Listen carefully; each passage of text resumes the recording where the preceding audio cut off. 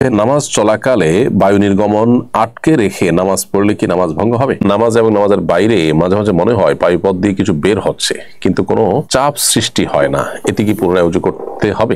আপনার সকাল সন্ধ্যার বই পিরিয়ডের সময় হাত দিয়ে ধরতে পারবো কিনা? মোবাইল অ্যাপস থেকে রেকর্ডের আজান শুনে আজানের জবাব দেওয়া যাবে কিনা? আমি দেশের বাইরে থাকি, তাই মোবাইল রেকর্ডের আজান শুনে আজানের জবাব দেই। বিয়ের 1 মাস পর স্ত্রী অন্তঃসত্ত্বা হয়েছে, লজ্জার কারণে সে এই সন্তান রাখতে চায় না।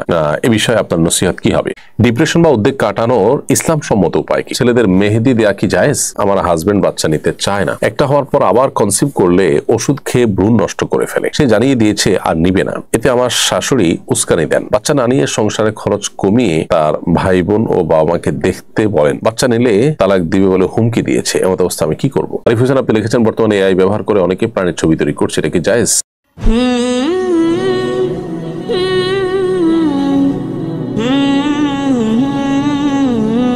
এরপরে প্রশ্ন করছেন তানভীর আহমেদ, আপনি লিখেছেন, নামাজ চলাকালে বায়ু নির্গমন আটকে রেখে নামাজ পড়লে কি নামাজ ভঙ্গ হবে? নামাজ যদি চলাকালে বায়ু নির্গমন আটকে রাখতে গেলে আপনার ভয়াবহ অবস্থা তৈরি হয়, আপনি অনেক বেশি অস্বস্তিতে পড়েন, আপনার চেহারা বিবর্ণ হয়ে যায়, মনোযোগ একেবারে নষ্ট হয়ে যাওয়ার মতো উপক্রম, তাহলে আপনি সেটা আপনার ছেড়ে দিবেন এবং ওযু করে এসে বাকি নামাজটা আপনি পূর্ণাঙ্গ করবেন।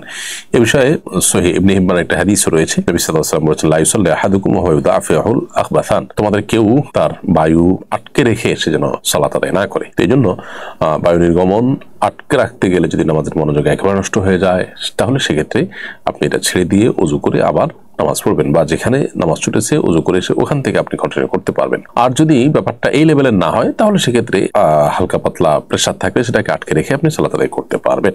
সাদমান আলী আপনি লিখেছেন, নামাজ এবং নামাজের বাইরে মাঝে মাঝে মনে হয় বায়ুপথ দিয়ে কিছু বের হচ্ছে, কিন্তু কোনো চাপ সৃষ্টি হয় না। এটি কি পুনরায় উজু করতে হবে? নামাজ এবং নামাজের বাইরে আপনার বায়ু নির্গত হয়েছে, এরকম জাস্ট জল্পনা হচ্ছে, কল্পনা হচ্ছে, কিন্তু আপনি বায়ু নির্গত যেটা নিশ্চিত নন, এরকম যদি হয় তাহলে ওযু ভঙ্গ হবে না। কারণ হলো নবী সাল্লাল্লাহু আলাইহি ওয়াসাল্লাম স্পষ্টভাবে আমাদেরকে জাতীয় ওয়াসওয়াসা বা মনের কুমন্ত্রণা এটাকে এড়িয়ে যাওয়ার জন্য নির্দেশনা দিয়েছেন। ইসলামের ফিকহের একটা প্রসিদ্ধ প্রিন্সিপাল বা মূলনীতি আছে, সেটা হলো যে আল ইয়াকিন লা ইয়াজুলু বিশাক, নিশ্চিত বিষয় এটা সন্দেহের কারণে দূর হবে না। আমরা যখন ওযু করেছি, পবিত্র আছে এটা নিশ্চিত, তাহলে শুধুমাত্র ওয়াসওয়াসার ভিত্তিতে, শুধুমাত্র সংশয়ের ভিত্তিতে ওযু চলে গেছে এটা সাব্যস্ত হবে না। জাস্ট মনে হচ্ছে, কিন্তু তার কোনো প্রমাণ নেই, প্রুফ নেই, অথবা সেটা নিশ্চিত নই, দৃঢ়ভাবে বিশ্বাস হয় না যে বায়ু নির্গত হয়েছে, তাহলে এরকম অবস্থায় ওযু ভঙ্গ হবে না। আলমিনা আক্তার তামান্না আপনি লিখেছেন, আপনার সকাল সন্ধ্যার বই পিরিয়ডের সময় হাত দিয়ে ধরতে পারবো কিনা? ধরতে পারবেন, কারণ এটা কোরআন নয় বা কোরআন অংশ নয়, সেখানে কোরআনের 2-1টা আয়াত আছে, আর পুরো অংশ জুড়ে রয়েছে বিভিন্ন দোয়া, যার কারণে পিরিয়ডের সময় এটা পড়াও যাবে, হাত দিয়ে ধরাও যাবে।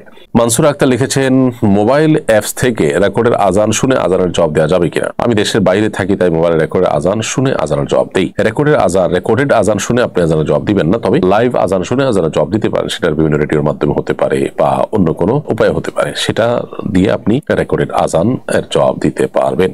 নাইম হোসেন লিখেছেন, বিয়ের 1 মাস পর স্ত্রী অন্তঃসত্ত্বা হয়েছে, লজ্জার কারণে সে এই সন্তান রাখতে চায় না।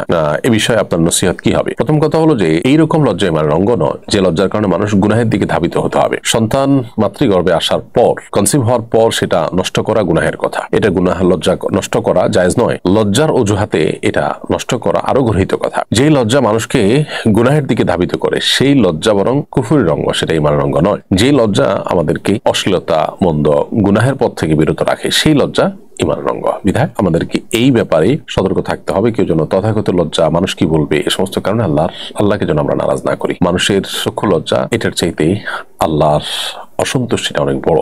ডিপ্রেশন বা উদ্বেগ কাটানোর ইসলাম সম্মত উপায় কি? ডিপ্রেশন বা উদ্বেগ বা পেরেশানি, দুশ্চিন্তা, এগুলো কাটাবার জন্য প্রথমত দুরুদ এবং ইস্তেগফার আমল খুব বেশি কার্যকর। কারণ বিভিন্ন হাদিসে বর্ণিত হয়েছে, নবী সাল্লাল্লাহু আলাইহি ওয়াসাল্লাম বলেছেন, মান লাজিমাল ইস্তেগফার, যে ব্যক্তি ইস্তেগফারকে আঁকড়ে ধরবে, সবসময় নিয়মিত করবে, তার সকল পেরেশানি থেকে বের হওয়ার জন্য আল্লাহ তাআলা উপায় বের করে দিবেন। আর দুরুদ সম্পর্কে নবী সাল্লাল্লাহু আলাইহি ওয়াসাল্লাম বলেছেন যে ব্যক্তি একবার নবী সাল্লাল্লাহু আলাইহি ওয়াসাল্লাম দুরুদ প্রেরণ করে, আল্লাহ তাআলা তার প্রতি 10 বার রহমত নাযিল করেন। অন্য হাদিসে আছে যে দুরুদ পেশ এটা সকল পেরেশানি, দুশ্চিন্তা দূরের কারণ। এর বাইরে বিশেষভাবে সর্বাবস্থা আল্লাহ জিকির আমরা করব, কারণ আল্লাহ বলেছেন, আল্লাহ বিযিকরিল্লাহি তাতমাইন্নুল কুলুব, আল্লাহর জিকির এটা মানুষের অন্তরকে প্রশান্ত করে দেয়। এই জন্য আল্লাহ স্মরণ, আল্লাহ জিকির আমাদের বেশি বেশি করতে হবে। এবং এর পাশাপাশি আমরা জানি যে আল্লাহ তাআলার ফয়সালাকে মেনে নেওয়া, এটা ইমানের গুরুত্বপূর্ণ একটা পার্ট, অংশ।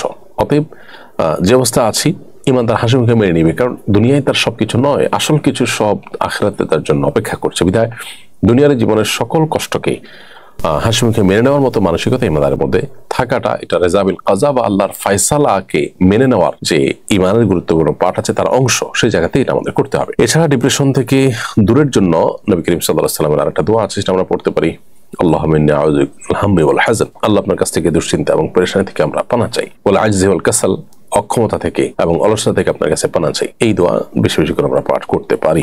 তাজুল ইসলাম লিখেছেন, ছেলেদের মেহেদি দেয়া কি জায়েজ? ছেলেদের মেহেদি দেওয়া এটা শরিয়া কর্তৃক নির্দেশিত নয়, বা শরিয়ার যে আপনার চাওয়া রয়েছে, প্রত্যাশা রয়েছে, তার সাথে সঙ্গতিপূর্ণ নয়। তবে ছেলেরা চুলে দাড়িতে মেহেদি দিতে পারেন, কারণ নবী করিম সাল্লাল্লাহু আলাইহি ওয়াসাল্লাম থেকে এটি সাব্যস্ত হয়েছে। এছাড়া হাতে বা অন্যান্য জায়গাতে ছেলেরা মেহেদি দিবেন না। নবী সাল্লাল্লাহু আলাইহি ওয়াসাল্লাম কোন একজন নারী পর্দার আড়াল থেকে কিছু একটা দিয়েছেন, তার হাতে মেহেদি না দেখে তিনি বলেছেন এটা কি পুরুষের হাত কিনা, নারীদের থেকে আসলো। হাদিস থেকে বোঝা যায় যে নারীরা মেহেদি দিয়ে হাত রাঙানো সুন্নাত, কিন্তু পুরুষদের জন্য এটা সুন্নাত নয়। আমার হাজবেন্ড বাচ্চা নিতে চায় না, একটা হওয়ার পর আবার কনসিভ করলে ওষুধ খেয়ে ভ্রূণ নষ্ট করে ফেলে, সে জানিয়ে দিয়েছে আর নিবে না। এতে আমার শাশুড়ি উস্কানি দেন, বাচ্চা না নিয়ে সংসারে খরচ কমিয়ে তার ভাই বোন ও বাবা মাকে দেখতে বলেন, বাচ্চা নিলে তালাক দিবে বলে হুমকি দিয়েছে। এমন অবস্থা আমি কি করবো? বোন, আপনার স্বামী যদি আপনাকে বাচ্চা নিতে না দেন এবং তিনি তালাক দেওয়ার মতো হুমকি দেন, তাহলে সেক্ষেত্রে আপনি তার আনুগত্য করলে আপনার গুনাহ হবে না। তবে আপনার স্বামী যেটা করছেন সেটা অবশ্যই নাজায়েজ গুনাহ এবং হারাম কাজ। বিশেষ করে কনসিভ করার পর আপনার ওষুধ খেয়ে ভ্রূণ নষ্ট করে ফেলে, এটা রীতিমতো শিশু হত্যা বা ভ্রূণ হত্যা। বিদেশিটা গুনাহের কথা, সেই গুনাহের জন্য অবশ্যই আল্লাহ তাআলার কাছে দায়ী হতে হবে। আল্লাহ তাআলা মাফ করুন। এর জন্য ইস্তেগফার করতে হবে, তওবা করতে হবে, না হলে এই ধরনের গুনাহ মানুষের জাহান্নামে যাওয়ার জন্য আল্লাহ মাফ করুন যথেষ্ট হতে পারে। আরিফ হোসেন আপনি লিখেছেন, বর্তমানে এআই ব্যবহার করে অনেকে প্রাণীর ছবি তৈরি করছে, এটা কি জায়েজ? প্রথম কথা হলো যে এআই এর মাধ্যমে যে প্রাণীর ছবি তৈরি করা হচ্ছে, এটা সম্পূর্ণ নতুন অবয়ব, একেবারে নতুন মানুষ তৈরি করা হচ্ছে। এআই যেহেতু একটা নতুন মানুষ তৈরি করছে, সেজন্য এটা আসলে জায়েজ হওয়ার কোনো কারণ থাকতে পারে না। কারণ এটা হলো একটা নতুন প্রাণীর ছবি আঁকা, জাস্ট একটা মানে আলাদা একটা নতুন ছবি তৈরি করা, ব্যাপারটা সেরকম। ফটোগ্রাফিক্যাল যে ছবি আছে, একটা মানুষের হুবহু জাস্ট একটা ফটোকপি, বা আয়নাতে যেরকম কয়েকটা আয়না রাখলে একটা মানুষকে কয়েকটা আয়না দেখা যায়, ছবিটা অনেকটা সেরকম। এই ফটোগ্রাফিক্যাল বা ডিজিটাল যে ছবি, সেটা প্রিন্ট না হলে সেটাকে জায়েজ বলেছেন অনেক একরাম, প্রিন্টেড হলে সেটাকে অনেকে না জায়েজ বলেছেন, তবে জরুরতের ভিত্তিতে সেটাকেও জায়েজ বলেছেন। কিন্তু এআইয়ের মাধ্যমে যে ছবিটা জেনারেট হয় বা ক্রিয়েট করা হয়, সেটা কিন্তু সম্পূর্ণ নতুন, এরকম কোনো মানুষ পৃথিবীতে নেই।